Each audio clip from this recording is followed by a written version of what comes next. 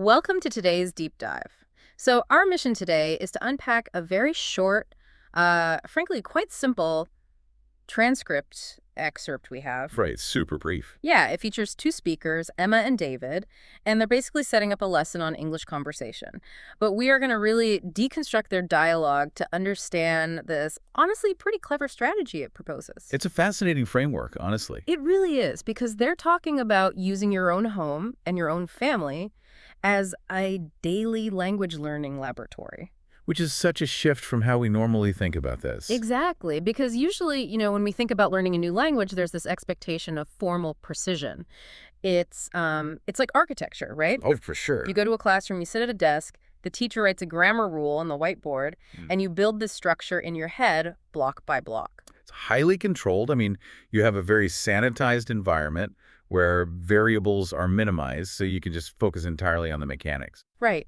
You memorize the vocabulary list, you pass the test, and you move on to the next unit. And we gravitate toward that because, well, we like learning to be visible. Yeah, we want the grade. Exactly. We want it neatly categorized into chapters and exercises, and we want measurable progress. But then, you step out of that classroom and into the real world, and suddenly that neat little architectural model just completely falls apart. It crumbles instantly. Right. You're at the dinner table, someone is talking over someone else, a joke is being told, the dog is barking, and we're looking at a conversational landscape that is just messy. Highly chaotic. Yeah, it is linguistic, muddy waters. And that contrast between the sterile classroom and the chaotic reality, that's really the driving force behind the source material we are looking at today. Absolutely. When you analyze what Emma and David are actually proposing in this brief setup, it represents a massive shift in how we approach skill acquisition. I mean, they're taking the learning process completely out of the institution, right? Right, and dropping it squarely into the living room. Yeah, because right in the opening line, David says, "Today we're talking about something everyone experiences every day, speaking English at home with your family and relatives." It's so direct. It is. So right out of the gate, we are dealing with a total change of venue. We are no longer talking about an isolated, occasional study session. Like, an hour spent on Tuesday nights doing flashcards. Exactly. This is an embedded daily reality. And David is really tapping into a foundational principle of cognitive psychology here. Oh, how so? Well, when you integrate a target language into the domestic space, you guarantee consistent daily repetition. And not just arbitrary repetition, but contextualized repetition. Because you don't have to consciously schedule time to talk to your family. Right, it is already happening. The human brain inherently prioritizes information that it encounters repeatedly in its natural environment over, information it encounters in artificial isolated bursts. That makes a lot of sense. It's kind of like practicing English in a classroom is like driving on an empty test track. Oh, I like that analogy. Yeah, like there are no other cars, there are traffic cones to clearly guide your path, and the instructor is sitting right next to you with an emergency brake pedal just in case you mess up. Right. But speaking a language at home? Well, that is like navigating your own neighborhood during rush hour. And in that neighborhood, the weather changes unpredictably. A pedestrian steps into the street or, another driver cuts you off. Yeah, the variables are endless. Exactly. On the test track, your only objective is to demonstrate to the instructor that you conceptually understand how a steering wheel works. You are basically performing for a grade. Right. But in the neighborhood, your objective is to actually get home. Which fundamentally changes the stakes of learning, right? If it becomes an everyday experience tied to domestic environment, it becomes way less about passing a test and more about basic survival. Survival, utility, and connection. Yeah. Because in a formal classroom, if you conjugate a verb incorrectly, the consequence is just a red mark on a piece of paper. But if you get it wrong at home, while trying to ask your sibling to pass the potatoes at dinner. You do not get the potatoes. Exactly. The feedback loop is instantaneous. Yeah. It's highly practical, and it is entirely tied to your real-world needs. You learn to communicate effectively because the environment demands it, not because a syllabus dictates it. That is such a crucial distinction. So if we are treating the home as this testing ground, this immersive laboratory, we really have to figure out who else is in the lab with us. Who's driving those other cars in the neighborhood, to use your analogy? Exactly. And Emma doesn't just broadly say, talk to your family. She actually categorizes the conversational partners in a very deliberate way. She does. She says, whether you're talking to your parents, your brother or sister, your grandparents, or your cousins. And that's fascinating because she is laying out a specific family tree, sure, but linguistically speaking, she's mapping out a whole spectrum of sociolinguistic registers. Meaning the different tones and formalities we use depending on who is standing in front of us? Precisely. Because we naturally code switch even within our own native language inside our own homes. Oh, absolutely. Think about how you speak to a grandparent. There is usually a baked-in level of respect there. Yeah, you might use a slightly more formal cadence, maybe avoid certain slang. Right, and you probably spend more time actively listening to longer narrative-style stories.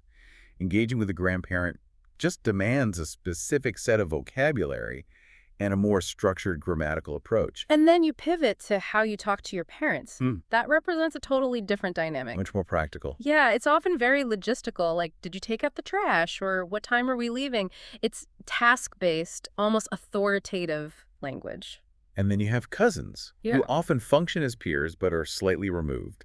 They act as a bridge between the intimate family unit and the outside world of friends. So you might discuss broader cultural topics or social events with them, which requires yet another subset of vocabulary. Exactly. It's a very dynamic environment. But, okay, here is where I have to push back a little bit on this framework. Go for it. The text claims these interactions help you practice what it calls real English. But let's look at that sibling category. Okay. When I talk to my siblings, it is mostly a series of grunts, half-finished sentences, and bizarre inside jokes. Right. So if we are arguing over who gets the TV remote, how does grunting at my brother translate to practicing real English? See, this touches on one of the biggest misunderstandings people have about language acquisition. When Emma uses the phrase real English, she is not referring to perfect, grammatically flawless academic English. No. No, she means authentic, Wrong. unscripted, highly contextual. So the grunts and the half sentences actually count as language practice. Oh, absolutely. Right. Highly compressed, informal language is arguably the most difficult aspect of a new language to master. Wait, really? Yes, because in a textbook, a sibling conversation might look like, well, it'd say, "Hello, brother, are you currently watching the television?" No, I am not. You may have the remote control. Exactly. Nobody talks like that. Oh. In reality, it's, "You watching this? Nah. Take it." That is authentic, unscripted interaction. Right, right. To truly inhabit a language, you have to know how to navigate that messy, unspoken shorthand just as well as you navigate a formal presentation. I guess because you share so much history with a sibling, you don't need all the structural words. The context just does half the heavy lifting. Exactly. The family provides a low-stakes environment to practice that exact type of conversational shorthand. It trains your brain to pick up on social cues, tone, and shared context, rather than just relying on rigid dictionary definitions. Okay, so if the family provides all these different linguistic difficulty levels, from the formal respect of a grandparent down to the compressed shorthand of a sibling, what kind of language actually survives and thrives in that environment? That's the million-dollar question. Right, because you aren't reciting Shakespeare to ask for the remote. And David steps in here and lays out 3 specific deliverables. He says, we'll share simple expressions, useful vocabulary, and natural conversations you can use at home. Let's dissect the adjectives he chooses there, because they are very deliberate. Simple, useful, natural. Yeah. Notice what is intentionally omitted. He doesn't promise complex grammar rules, academic paradigms, or, exhaustive vocabulary lists. He promises simple expressions because in a household, efficiency is everything. You need phrases that immediately accomplish a task. Can you help me with this? That's for dinner. I'm running late. Those are simple, everyday sentences, but they form the absolute bedrock of human interaction. A major trap in formal language learning is jumping into complex, compound sentences before you can comfortably execute basic requests. Oh, I've done that. We all have. But by focusing on simple expressions, you build a foundation of rapid, confident responses. And he pairs that with useful vocabulary, which sounds obvious, but it really isn't how we traditionally learn. Not at all. Think about a standard language class. You often end up memorizing the words for, 14 different zoo animals. Or all the items you might find at a stationery store. Exactly. Before you even know how to ask where the bathroom is or tell someone to move their shoes out of the hallway. And that's why the source material is framing the ultimate goal, not as achieving some lofty academic fluency, but as mastering practical utility. Right. The focus is strictly on words and phrases that have immediate application in the kitchen, the living room, or the driveway. If a word isn't useful in those spaces, it gets deprioritized in this framework. Which keeps you motivated. Highly motivated, because the return on investment is immediate. You learn a word at 4 p.m. and you use it at 6 p.m. during dinner. Which brings us to the third deliverable he mentions, natural conversations. This is the element that really stands out to me. It's the holy grail, isn't it? It is. For anyone who has ever tried to learn a language, there is this exhausting phase where you are just constantly translating in your head. Yes. You hear a sentence in English, you translate it to your native language, you formulate a response in your native language, you translate that back to English, and finally you speak. The cognitive load required to do that is massive. I mean, it creates a lag in the conversation, and it prevents you from ever feeling truly present in the interaction. Right, and David is identifying the home as the primary venue to break that translation habit. You cannot achieve a natural conversation if your brain is working overtime on a translation assembly line, terrified of making a structural mistake. Exactly. The home environment strips away the performance anxiety that usually causes that mental bottleneck. It closely mirrors how we acquire our first language as children, doesn't it? It does. Children learn to speak naturally and intuitively because they are immersed in these simple, useful conversations from day one without the looming threat of a grading rubric or public embarrassment. Yeah. This framework is essentially suggesting we engineer that organic environment for secondary language practice. Which naturally leads us to the mechanics of how we actually pull this off. We know the environment is the home. We know the conversational partners are this diverse network of relatives. We know the content focuses on simple, useful, and natural language. But how do we get our brains into a state where we can absorb all of this without getting overwhelmed? And that's where Emma's closing instructions come in. They provide a very specific psychological blueprint. She says, so relax, listen carefully, and let's improve your English together. It is a 3-part pedagogical instruction, and it is deeply rooted in neuroscience. Really? Yes. Let's start with the first command. Relax. Which, ironically, is usually the absolute opposite of how a person feels when they are trying to communicate in a language they haven't mastered yet. Totally. In linguistics and cognitive psychology, there is a concept known as the affective filter. The affective filter. Right. Think of it as a biological and emotional wall that goes up when you experience stress, anxiety, or self-consciousness. When you are in a formal classroom and a teacher calls on you, your heart rate spikes, cortisol floods your system, and that affective filter goes up. And when that happens, your brain literally shifts resources away from the areas responsible for memory and language processing. Your brain treats the social embarrassment like a physical threat. Yeah. It blocks language input. You simply cannot absorb new linguistic information in a state of high anxiety. Wow. So by explicitly instructing the learner to relax, Emma is telling them to lower the affective filter. The home environment is intended to be a safe harbor. If you mispronounce a word, it's just your mom or your cousin listening. Right. The stakes for your ego are minimized, meaning your brain remains open and receptive to learning. But there is actually another huge benefit to this relax instruction that touches on pronunciation specifically. Oh. How does relaxing help with pronunciation? Well, think about it physically. When you are tense, your jaw literally locks up. Your vocal cords tighten.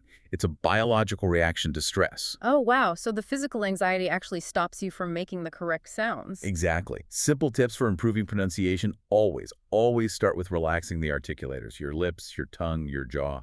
And at home, you are naturally doing that. You aren't forcing these rigid textbook syllables. That is fascinating. So step one is disarming those defense mechanisms, both mental and physical. Right. But then step two creates a really interesting tension, I think, because she tells us to listen carefully. Yeah, you need to be relaxed, but you cannot be passive. That is a delicate balance to strike. Usually when we relax at home, we completely tune out.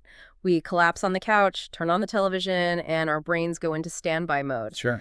But Emma is demanding. Exactly. You start hearing connected speech. You aren't hearing what is for dinner. You hear your dad say, what you making? And you naturally start mimicking that cadence. You are tuning your ear to the practical application of the language. Yes, but maintaining that state of relaxed hyperattention is incredibly difficult to do in isolation. Right, which is why the third part of her instruction is really the linchpin for the whole strategy. The final word, together. Let's improve your English together. That collaborative element changes the entire psychological dynamic. It frames the language learning journey not as a solitary, isolating struggle where you are locked in your bedroom grinding through a textbook. It becomes a team effort. Absolutely. The togetherness is the secret ingredient that makes it safe enough to relax, but engaging enough that you remain highly attentive.